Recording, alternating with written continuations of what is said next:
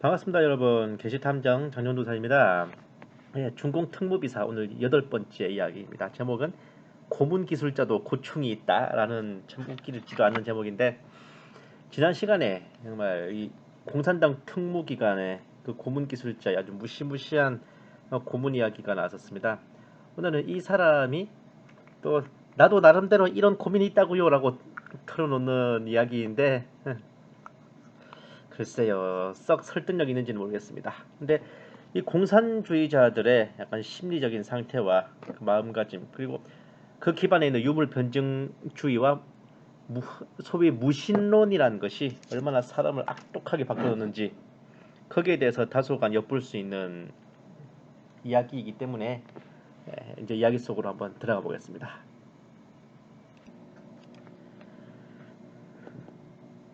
어느 날 대사원 2층 다방에서 요씨를 만나 차를 한잔 나눌 때였다.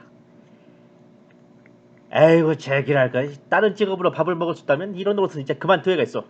혁명 하다가 나중에는 혁명에서 제 목숨도 잃어버리게 됐는걸. 요동모, 또 왜 그러시오? 뭐 특수사업이 또 잘 안 되는 거요? 그까지 특수사업 같은 거 안 된다고 뭘 그러겠소? 내 현재 직업이 너무 더러운 거라서 자탄하는 거죠. 이거 뭐 사람한테 독형을 하라고 하면서 독형을 하다가 사람을 죽여 살아야 안 된다고.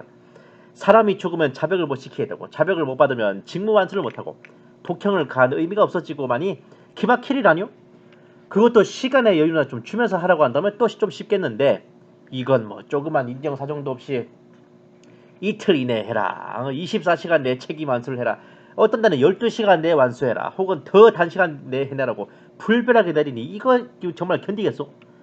남에게 강제로 독형을 가해서 실토를 시키라고 하면서 시간은 넉넉히 주지 않고 또 사람을 죽여서는 안 된다 그러니까 어디 이걸 해먹을 수 있냐고요. 그리고 고문과 독형에 실패하면 되려 내가 처벌받으니까 더욱 할 수 없지 않소? 아이, 그저 동무, 그저께 한 놈을 고문 치사시켰더니만 양염라대왕이 날 불러다가 한바탕 닦아세우고는 나를 뭐 감금시켜서 2, 3개월 동안 반성을 시키라는 거예요. 그리고 기술 연습을 좀 시키라는 거요. 그래도 다행히 전동무가 중간에서 잘 얘기해서 겨우 감금을 면했지만, 이래서 어찌 이걸로 밥을 비려 먹을 수 있어?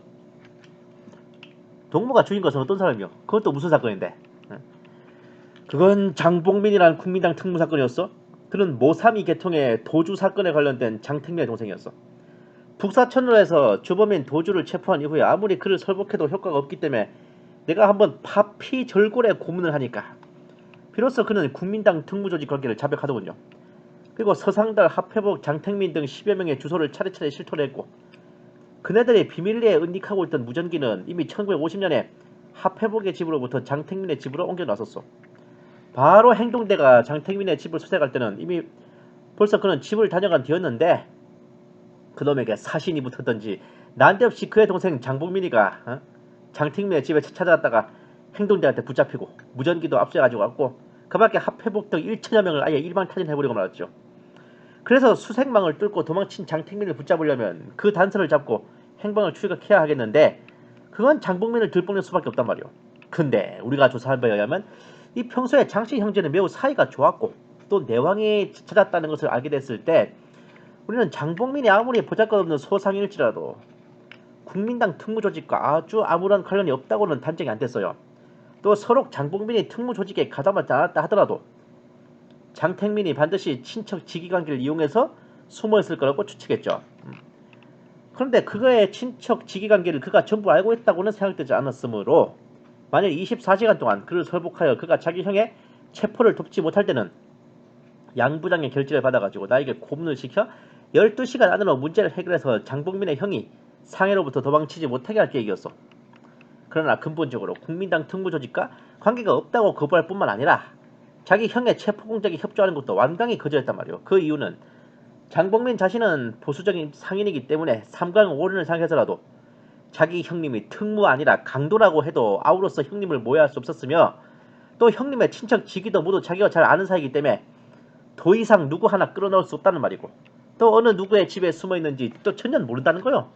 그래, 그놈의 아가리가 2.3고 보니 자연히 고문은 안 할 수가 없고, 원래 완고한 놈이라 한두 번쯤 골탕을 먹였댔자 끄떡도 안 하니까 방법을 바꾸고 도수가 거듭되기를 7, 8시간이나 계속했으나 어찌나 지독한 놈인지 그래도 말을 안 하더란 말이오.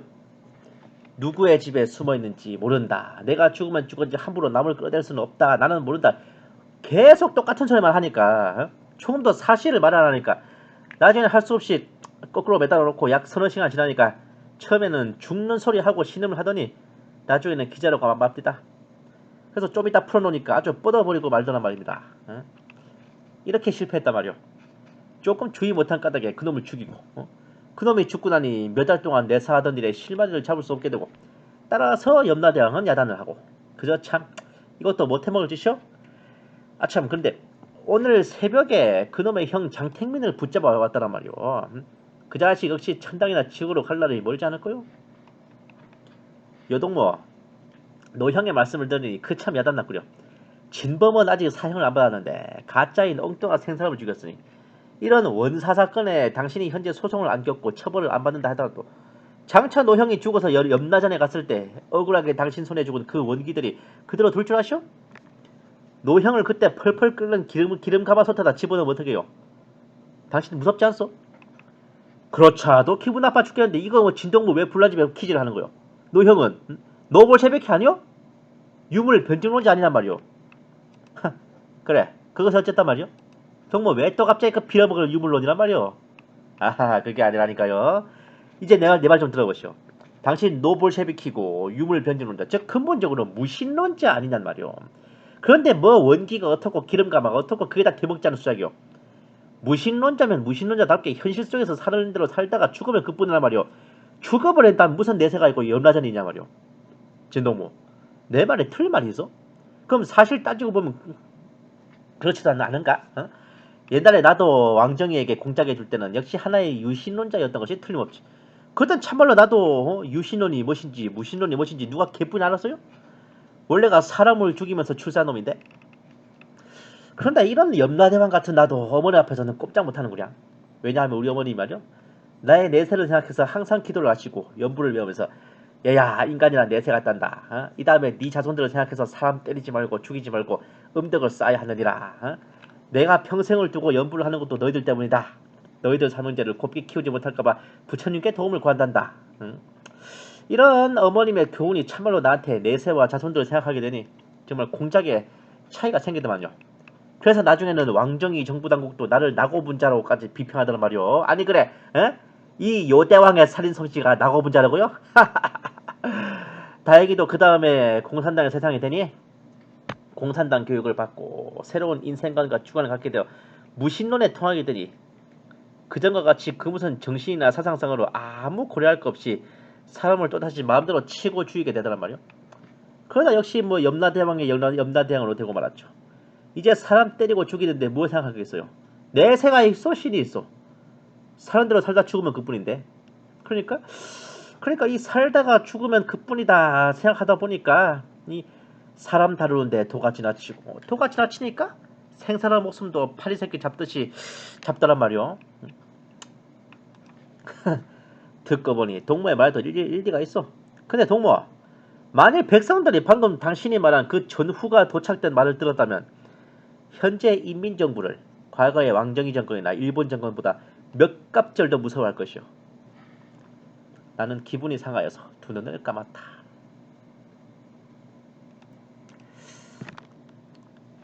오늘은 굉장히 짧은 얘기였죠. 네, 짧은 얘기인데 좀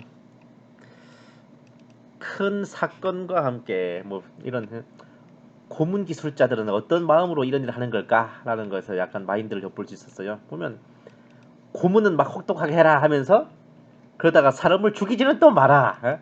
시간 안에 자백은 받아내라 이러니까 이 사람들도 되게 나름대로 고충이 있나봐. 거기다가 뭐 막 고문을 하다가 또 죽여버리면은 자기가 또 처벌을 받으니까. 역시 세상에 뭔들 쉬운 일은 없는 것 같습니다. 여기 보면 이제 국민당 특무 사건이 하나 나와요. 이제 국민당 정부가 대만으로 철수하면서 그래도 이제 그 미처 대만으로 철수를 못했거나 아니면 훗날을 위해서 이제 남겨두고 간 특무들이 있었던 것 같아요. 근데 이제 모삼이라는 이제 한 특무 대장이 있고 그 밑에 부하인 도주 성이 도시고 이름이 줍니다. 이 도주라는 사람이 이제 사건을 공작을 총괄했는데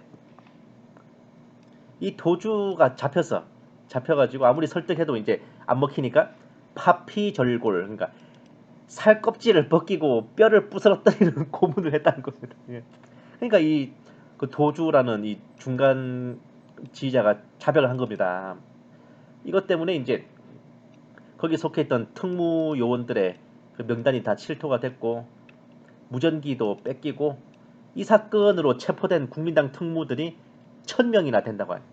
어마어마한 거죠, 진짜. 거의 상해나 중국 동부 해안 쪽, 뭐 저우산 열도나 아니면 절강성 그쪽 지역들에 잠복해 있던 국민당 특무 조직이 거의 무너졌다고 봐도 될 것 같은 그런 사건이었습니다.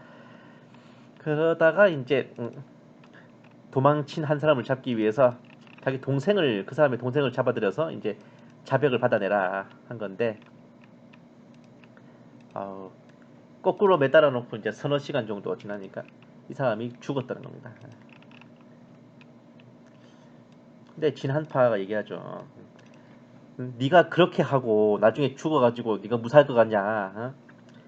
펄펄 끓는 기름 가마솥에는 안 들어갈 것 같냐? 안 무섭냐라고 물어보자. 근데 이제 여기에 대해서 이제 이 요휘림이 대답하는 내용입니다. 근데 노볼셰비키라는 말은 이제 고참 공산주의자 그런 뜻이에요. 앞에 노자가 붙으면은 이제 오래된 나이든 고참 그런 뜻입니다. 당신은 유물 변증론자 아니냐? 니나 내나 같은 빨갱인데 왜 갑자기 이상한 소리 하냐? 이겁니다. 네. 당신은 볼셰비키의 고참 공산당원이고 유물 변증론자, 근본적으로 무신론자 아니냐라고 말. 무신론자면 무신론자답게 그냥 현실 속에서 사는 대로 살다 죽으면 그뿐이라고. 그러니까 이제 이 공산주의자들이 이런 마인드이기 때문에 정말 사람을 괴롭히고 죽이고 하는 일에 전혀 꺼리낌이 없는 겁니다.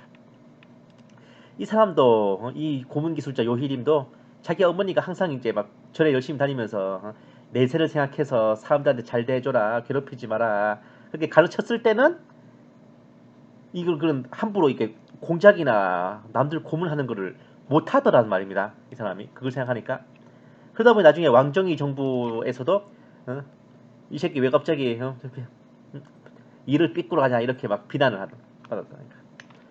그러다가 이제 이까진 참 괜찮았는데 나중에 이제 공산당으로 넘어가서 공산당 교육을 받고 무신론자가 돼버리니까 더 지독하게 막 사람을 때리고 죽이고 괴롭히고 고문하고 그래버렸던 겁니다.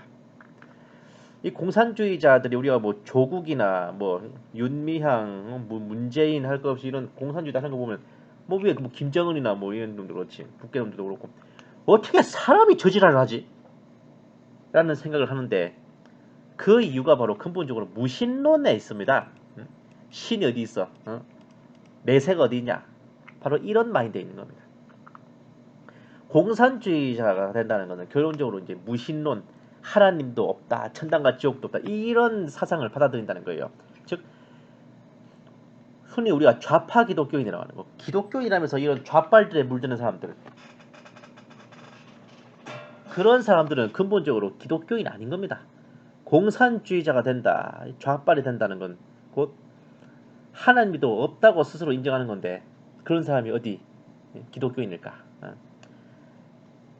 기독교인으로서 이런 좌빨과 공산주의에 눈뜬다는 것은 그 자체가 배교, 배도, 영혼을 파는 것이고 기독교인이기를 포기하는 거예요. 근데 참 이 공산당 특무 고문기술자 입에서 이런 무신론에 대한 자백을 받게 되니까 상당히 무시무시하죠. 이 진한파의 마지막을 만약에 인민들이 네가 말한 그 쓰레기 같은 소리를 들었으면은 지금의 이 정부를 왕정이 정권, 괴뢰 정권, 일본 그 지배하에 있을 때보다 더 무서워할 거다라는 말입니다. 사실 친일 괴뢰 정권이나 일본군이 학살한 중국인보다 이 모택동 공산 정권이 학살한 수가 몇 배가 더 많습니다.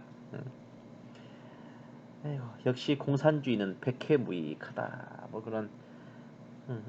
다음 시간에도 이 계속 이 고문기술자 요휘림의 말이 이어져요. 이 진한파는 정말 타고난 특무공작원입니다. 이 사람이 이 요휘림으로부터 술술 자백을 받아내는 얘기들이 많아요. 이 다음 편에도 이 요휘림이 이렇게 실수로 사람을 쳐 죽인 그런 얘기들이 계속 이어집니다. 중공 특무비사 아, 9번째 이야기 원기록 이야기를 기대해 주십시오. 감사합니다. 게시탐정 장전도사였습니다.